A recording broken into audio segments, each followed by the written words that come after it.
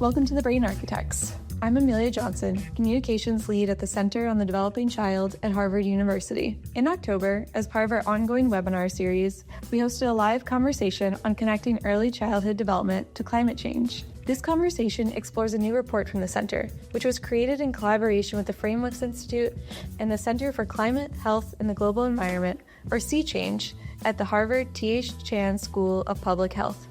The new report shows that, despite the risk of long-term harm for children, children are not a major focus of climate-related policy or media coverage. The report also provides evidence-based strategies for bringing children into the conversation to help ensure they can thrive in a changing climate. The conversation you'll hear today is hosted by Nat Kendall-Taylor, CEO of the Frameworks Institute, and features Lindsey Burghardt, our Chief Science Officer, Margot Brown, Senior Vice President of Justice and Equity at the Environmental Defense Fund, and Jaclyn Roessel, President and CEO of Grownup Navajo. Together, they dive into the findings and recommendations from this report, as well as their own experience and expertise. At a time when so many of us are working to communicate effectively about ways to support young children and their caregivers in a warming world, we hope you find value in this conversation, along with the tools and recommendations from the new report. You can read the report and find the full webinar recording, which includes a slide presentation on the importance of framing and highlights from our report, on our website, developingchild.harvard.edu. And remember to subscribe to our podcast on Apple Podcast, Spotify, or wherever you listen. Hello, everyone. I hope everyone's doing well out there today. And a major thank you for taking what is, I know, really valuable time to spend that time with us here today. And in exchange for that valuable time, myself and my co-panelists are going to try to deliver something that's interesting and of value to your work. My name is Nat Kendall-Taylor. I lead an organization called the Frameworks Institute. I've spent the last 25 years of my career studying the way that people think about complex social issues and how the way that we communicate about those issues influences, shifts, and shapes those understandings. I've worked in my time at Frameworks and my non-Frameworks time. I've worked on over 40 different social issues during that time.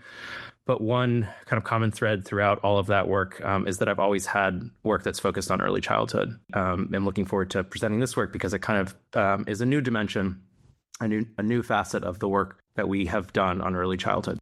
So with that, I'm going to introduce my three panelists here. I'm joined by Lindsey Burghardt, who's the Chief Science Officer at the Harvard Center on the Developing Child and a longtime colleague and partner. It's really good to see you, and thanks for joining today, Lindsey. Also, Jaclyn Roessel, who's President and CEO of a wonderful organization called Grownup Navajo. Jaclyn, it's been great to get to know you throughout this project, and really looking forward to hearing kind of comments, reactions, and commentary in this hour together. And then Margot Brown, who is Senior Vice President of Justice and Equity at the Environmental Defense Fund. And I think Margot has some really unique and incredibly valuable perspectives as someone who works on environmental justice to bring into this conversation.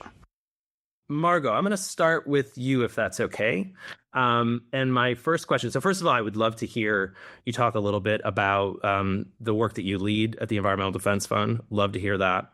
And then if you could talk a little bit about why communicating about this connection between climate change and early childhood is important in the work that you and your colleagues do at the Environmental Defense Fund. I'm just delighted to be here. It's always great when your career comes full circle. I spent about 11 years at EPA's Office of Children's Health Protection, and now I'm here leading environmental and climate justice at the Environmental Defense Fund. So my career, this is a full circle moment, and I'm delighted to be here today. So just in short, as the Senior Vice President for Justice and Equity at the Environmental Defense Fund, my work is really about making sure that environmental and climate justice are not afterthoughts, but core to everything we do. A lot of times you'll see in the environmental movement that environmental and climate justice are sort of like a sidecar. And we cannot think that way. And that is my role here at EDF, is to get the organization to recognize that it must be core to everything we do. We know that the climate crisis doesn't impact everyone equally.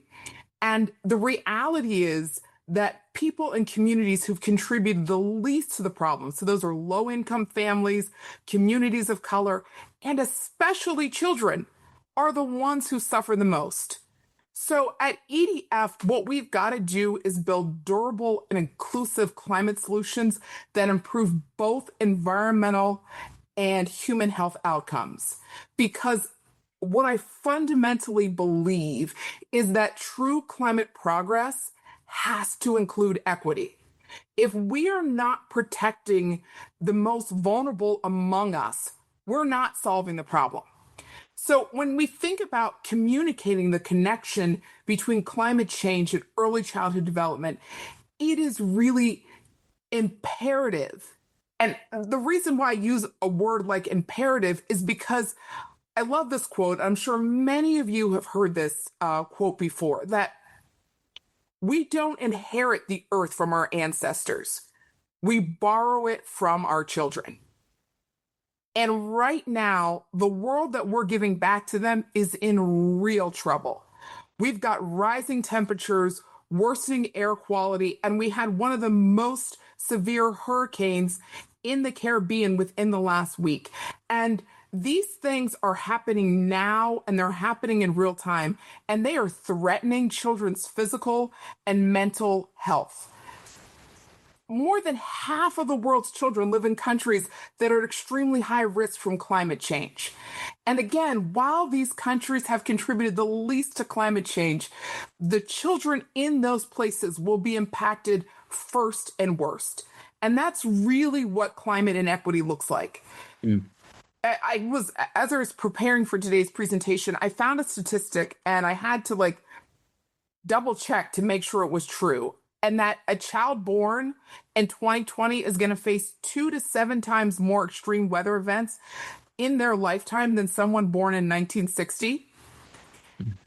And when we think about it, it's like, oh, well, that's a jarring number. But it's more than just a number.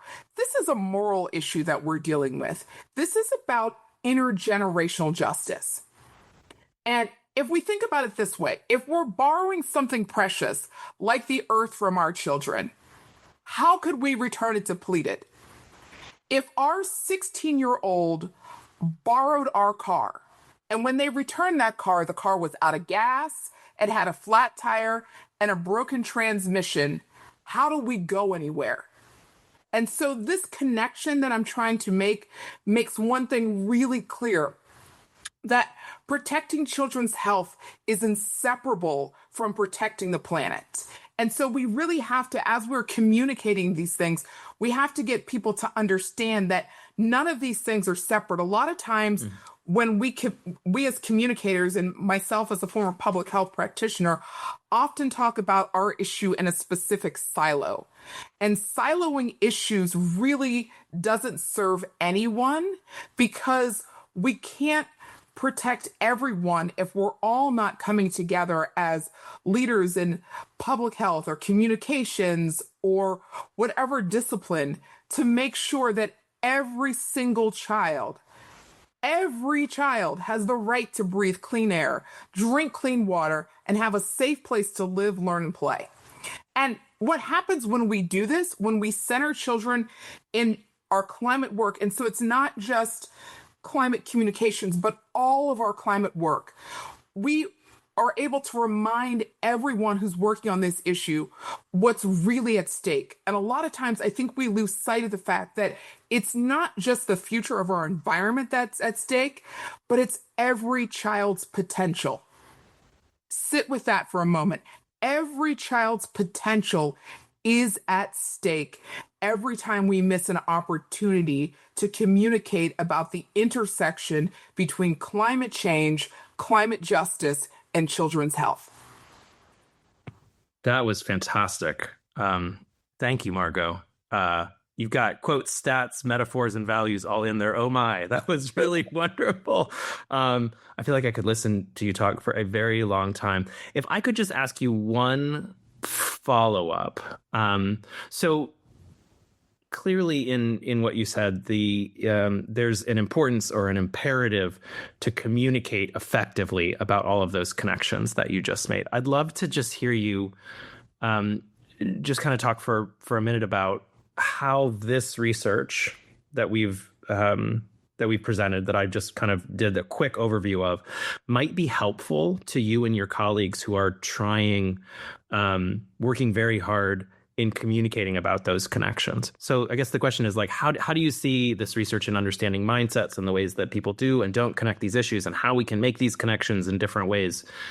How is that helpful in the work that you and colleagues are doing at the Environmental Defense Fund?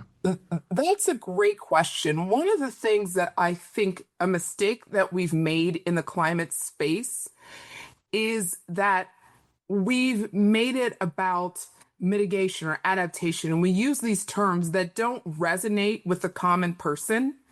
You know, I talked about my time at EPA. At EPA, we had to write things at a 5th or 6th grade reading level.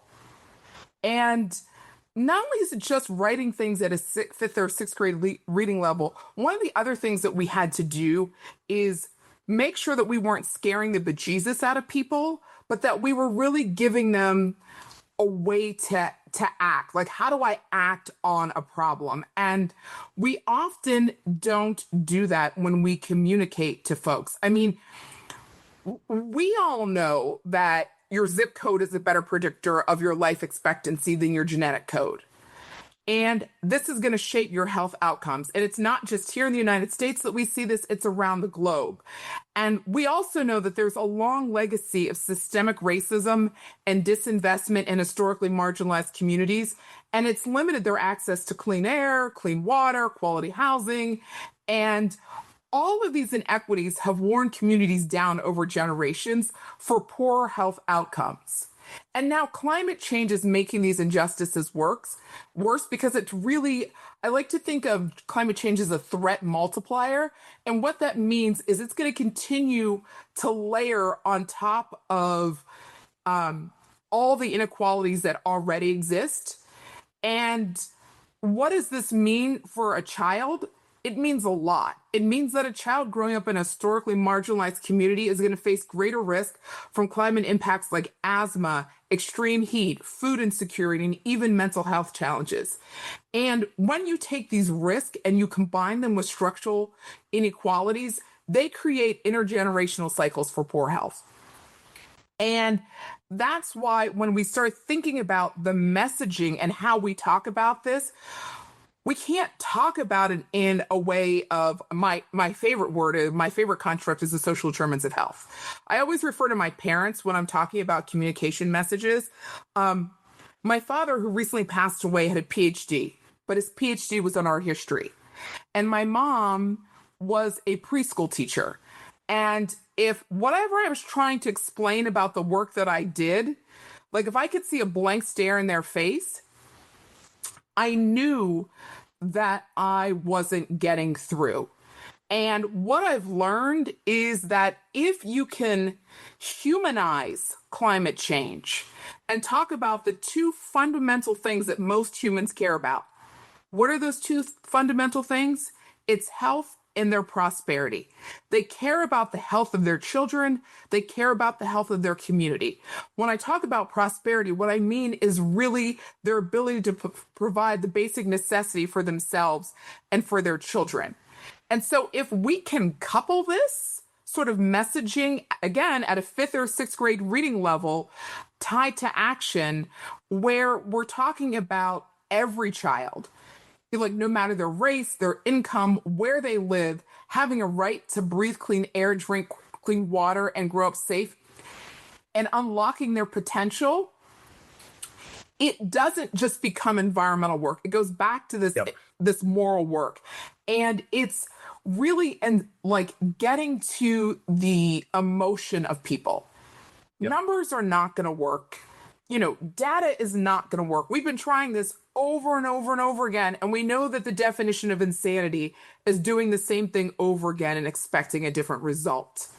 And I really think it's time to meet people where they are and talk about the intersection between health, prosperity, climate, and equality in a way that resonates with their life and not like some esoteric construct that we often tend to do in this space.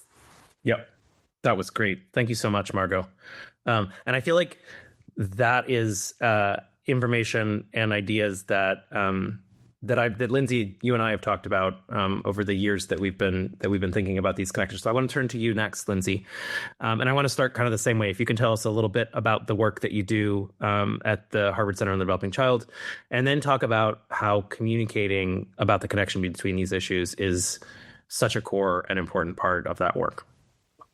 Thanks for bringing together everybody for this conversation today, and for everybody that made time to be here, especially with everything going on in the world. And it's just nice to see so many people interested in this issue here, taking time. And Margot, I just really enjoyed learning from you, and it's very invigorating to hear you speak with so much energy. It makes me feel good that I'm in this work with you. So the Center on the Developing Child broadly, our team is working really hard, as you mentioned, for many years to kind of try to stay really abreast of this ever-expanding body around developmental science. And I think there's researchers from increasingly more and more different fields that are contributing to what we really understand about what influences development. And so what we try to do at our center is really synthesize what that science tells us. And then a key part of our work, I think, is really trying to effectively communicate it to a pretty broad range of audiences whose work we feel affects the well-being of kids and the people taking care of them. And I think, spoiler alert, everybody's work affects the well-being of children and their caregivers. We can make those connections, even if it doesn't seem like, you're a traditional early childhood person. People in, urban planning and economic policy, these things all affect children's well-being. And so I think the research that you talked about today, Nat, is so important because first, it allows us to have this insight in how the public is thinking now, right? We can make a lot of assumptions about what people think, but this is really meaningful for us as communicators when we go out and we advocate on this issue.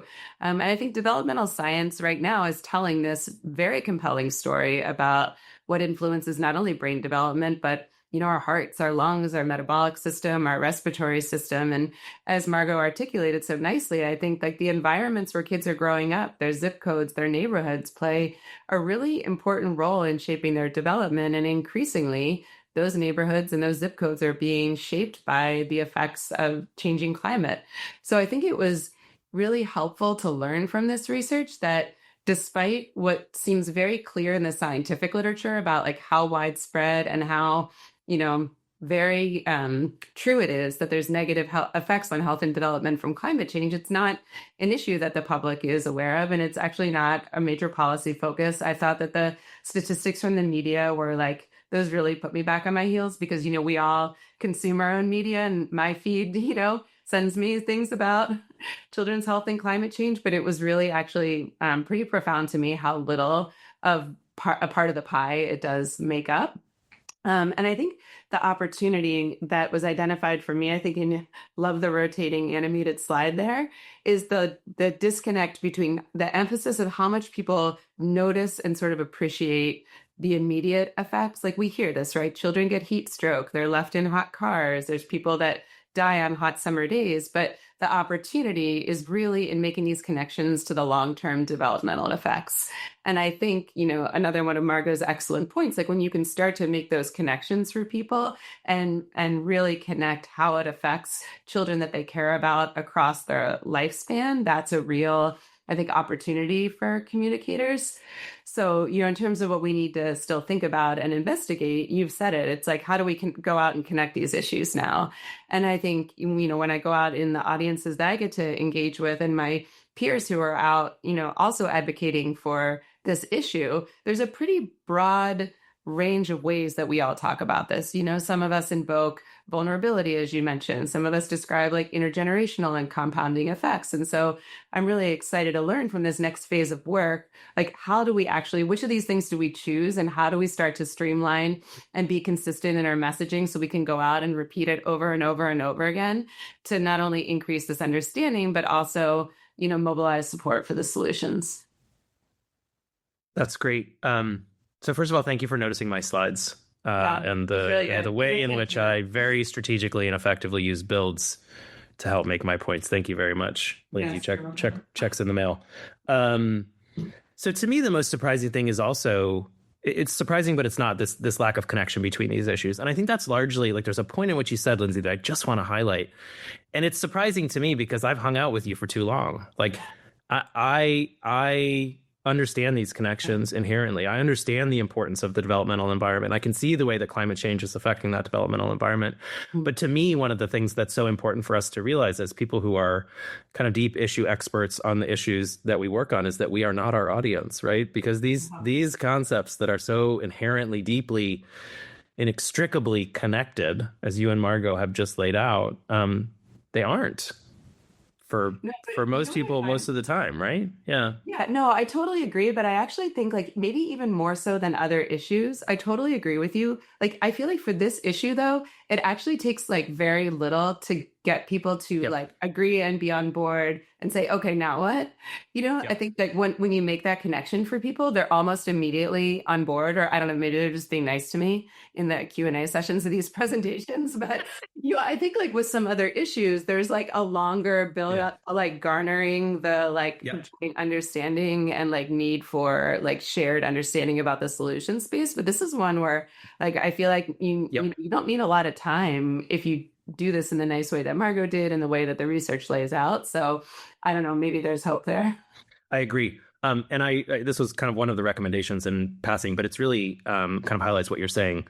Lindsey, there's something really powerful about pointing out the fact that development happens in a place and that climate change is affecting that place. Like it's like a 1-2 that I think is really powerful in getting people from a place where they don't see the connections to a place where they see them as kind of inescapable and clear. So I really appreciate that, Lindsey. Jaclyn, over to you. I would love to hear, first of all, about your work at Grownup Navajo first, and then if you could also talk a little bit about how the impacts of climate change are being experienced by children in indigenous communities in New Mexico where you work, or in other parts of the country where you have colleagues and collaborate with others. Yat everyone, Jaclyn Roessel, Tachi Mishleki, Ani Bashashin, Turkoja Dashache, Dobilakana Dashanella, look at Chikaido, Tanakana Denasha. I'm just wanting to introduce myself to any relatives that might be watching. I'm a citizen of the Navajo Nation and founder and CEO of Grownup Navajo, which really is a education and digital media company dedicated to integrating Dene and indigenous ways of knowing. And in a way to create greater community building strategies to reimagine a world that amplifies indigenous sovereignty for the safety and thriving of people and planet. Core of our work really lies like at the ground level of our forests and our mountains and our valleys, because as indigenous people, like our cultures and our survival is very much ingrained in our Earth Mother. It is incorporated into, when we're talking about just within the United States, we have over 574 indigenous nations that are recognized by the federal government. And that means that there are 500 unique ways of interacting with that Earth Mother energy, ways of engaging with Turtle Island. And so while my work at Grownup Navajo doesn't specifically relate to climate, it relates to Mother Earth and the thriving of our people everywhere. And so much of the language I really feel like empowered and emboldened to connect to is really like from Margot's framing of like a threat multiplier. With indigenous communities, we are up against so much. There is so much visibility, like hurdles that we have to get through just to get to the place where we can talk about the issues and threats that are impacting indigenous people. Because we are seeing that while we are slowly ticking up like the visibility markers of like just the baseline questions of like, yes, indigenous people exist today still, right? Even though there are big painted portraits of Andrew Jackson in administrative places in DC, this impact of like the fact that like we are still here and we are fighting for our survival, and we are fighting for our understanding of not just our self-determination and sovereignty, but this collective determination, which I feel like is really a framing that I really try to engage in within our work at Grownup Navajo, that it's not just about the impacts on Native people, because we've seen the poverty porn, we've seen the vulnerability markers, and we can name that there are so many ways in which Native communities have been disadvantaged, and that is the system working just as it was meant to be, right? The ways that we have to fight for our tribal treaties, the recognition that we have has been in existence prior to the quote founding of this country. And so the work of climate justice is something that is really connected to our spiritual practices, even as we have over half of our communities living in urban areas because of already existence of environmental impacts, like because of climate change, because of economic justice reasons, of just having opportunities and economic stability within urban areas versus our homelands. And still we have these places in New Mexico, we're thinking about children, the impacts on children as it relates to climate change are very much hindered around the impacts of extreme drought, the extreme heat, the recent fallout from the impacts of forest fires that we've had in the recent 5 years, and nuclear fallout of being in a region that has been a test site for the kind of quote clean energy, like of to continue to make our nation thrive, in quotes. And so I think that these are the impacts that we're seeing, and all of the kind of health indicators that relates to, the rates of anxiety, of depression, of mental health. Like Native youth experience one of the highest rates of suicide in our country. And we see these rates climb in areas like in Alaska, where we have, just recently within the past few weeks, we've had extreme flooding because of the extreme weather.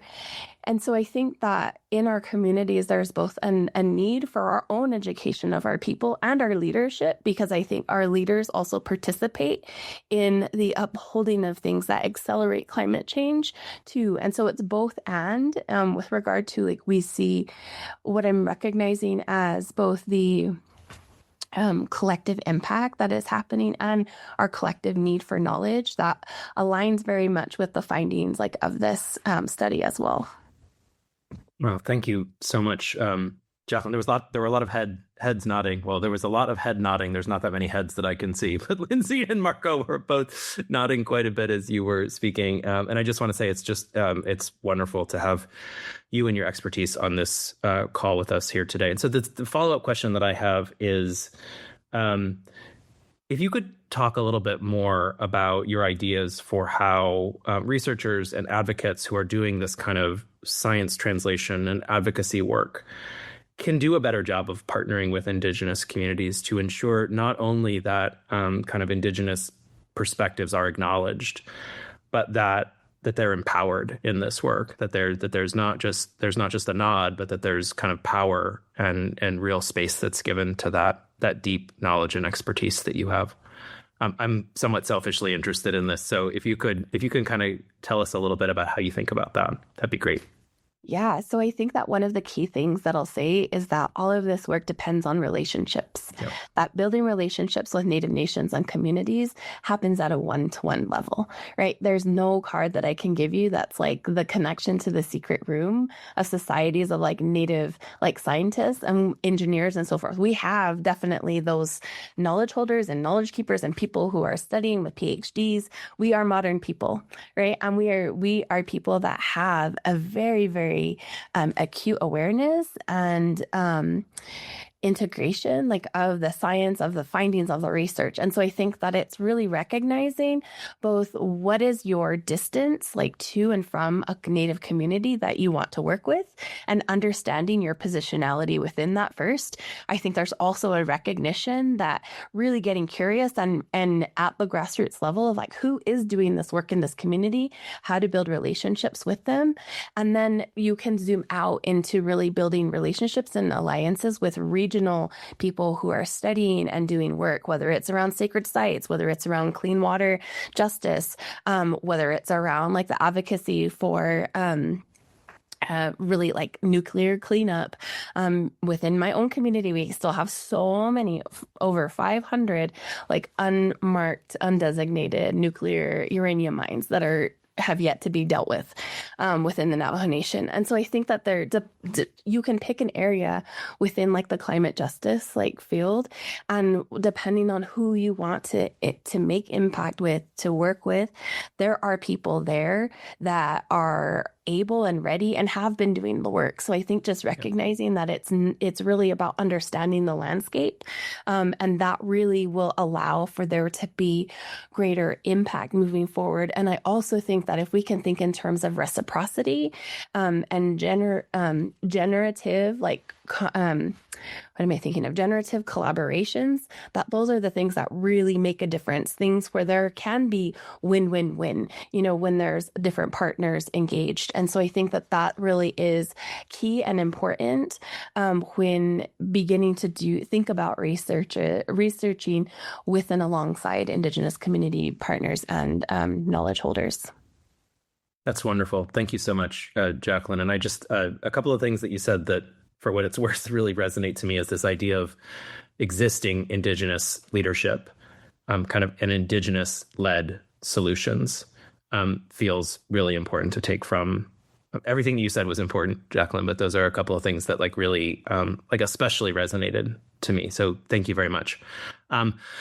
Let's shift to some of the questions that came in from participants as pre-submits. I'm going to lay out a question. It doesn't need to be all three of you that answer them, but if someone kind of feels a particular spirit to jump in, why don't you go first, and then I'll just kind of try to manage our time so that we can make our way through a couple of them. So, Margot, you said, I'm not calling on you, but you commented on this, and it was kind of a theme in a lot of the questions that we received about kind of how heavy these issues are, how overwhelming they are.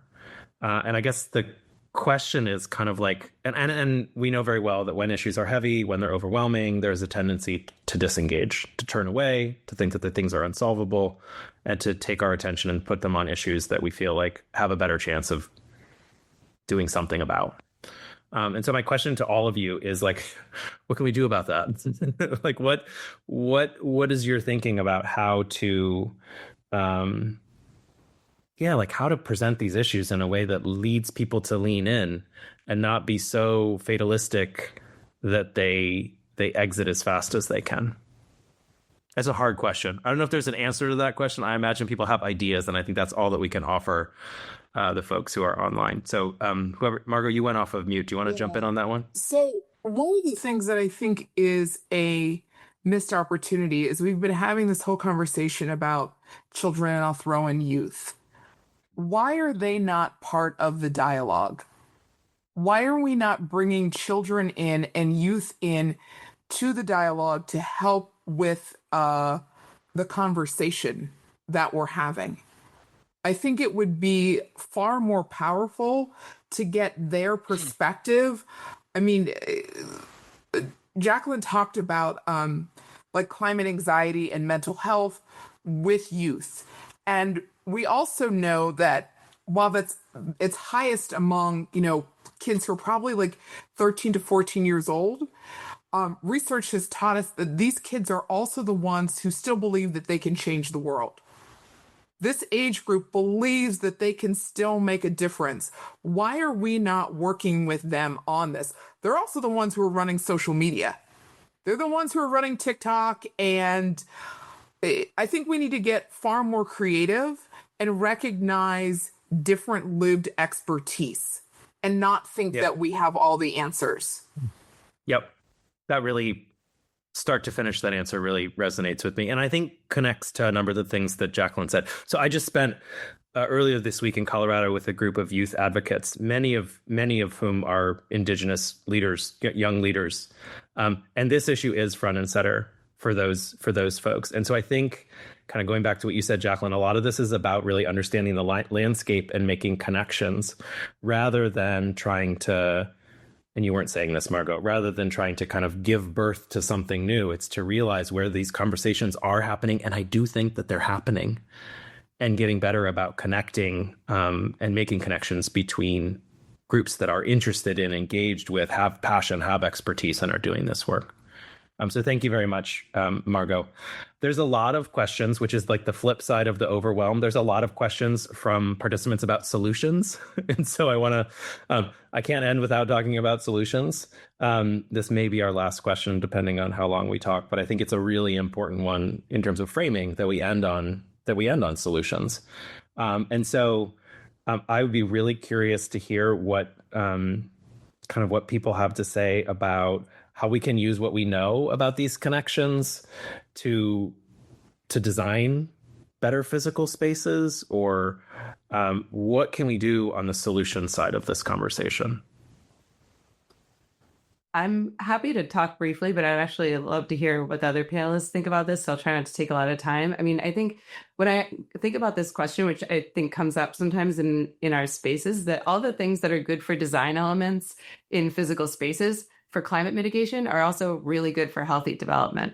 So like we know if we want to take heat, heat has really important effects on developmental environments and thereby development. So start with cooling indoor and outdoor spaces where kids spend time, and then if you cool outdoor spaces, with shade being the most effective way to do it outside, then kids can play outside and exercise and be together and, explore and be curious and have better behavior when they go back inside, which benefits the adults. So I think these things are synergistic. So when we start to solve around one, we end up solving for the other. So that's like a solutions multiplier rather than the other side of the coin, which I think is clearly a viral metaphor, Margot, that you introduced, a threat multiplier. I think we've each used that one, but the fact that there may be, Lindsey, like a solutions multiplier as well. Yeah, Jaclyn, I want to give you the if you'd like to, the last word on this and kind of how you think in your work about solutions. I think that solutions don't always have to be new, right? That I think there's like a context that like it has to be recreated. We have to like think of the new thing that is going to like save us. And I think there's a real value in returning to practices. My husband and I are scheming like how we will build basically our version of an Adobe Hogan, the Hogan being my traditional home and Adobe being the earth made homes from his Pueblo communities. And so that fusion like of our relationship and our love for each other, but also in that the inherent indigeneity practices of our dwellings, like as people. I think that there's such a value in recognizing we can solve for many things if we do this together. The connections and the value of our relationships and our connectivity of coming back to each other also solves like the loneliness epidemic, also solves these other things like that we've just like begun because of modernity, begun to separate out and create apathy and hopelessness. That if we are able to come together, that there's value in that in and of itself is its own healing balm, right? And so I think that that's something that I would uplift. And I think that is, I could not think of a better way to end this conversation with that kind of, that solidarity and that uplifting of solutions and hope. So thank you, Jaclyn, and thank you, Lindsey and Margot as well. This has been, I feel like I have learned a ton from the three of you, which is my preferred way to spend my day and time. So I'm going to just bring us to a close really quick here. So first of all, encourage everybody on the call to check out the research, to try to use it in the way that you're thinking, to frame on in the work that you do. Just a major, major thank you to the three panelists, Lindsey, Margot, and Jaclyn. It was wonderful to get the chance to talk with you. I thank you very much for your time and your wisdom and your expertise and all your great framing ideas and content knowledge. And to everybody who's made the decision to spend an hour of your lives with us here on this webinar. I really appreciate it. So thank you very much, everybody. Take care. And like I said, frame on. Thanks for listening to The Brain Architects. Be sure to check out the Center on the Developing Child's website and social channels to find our new report on connecting early childhood development to climate change, as well as a range of science on early childhood development topics, from the importance of responsive relationships to toxic stress, how climate change is affecting children and their caregivers' health and well-being. See you next time.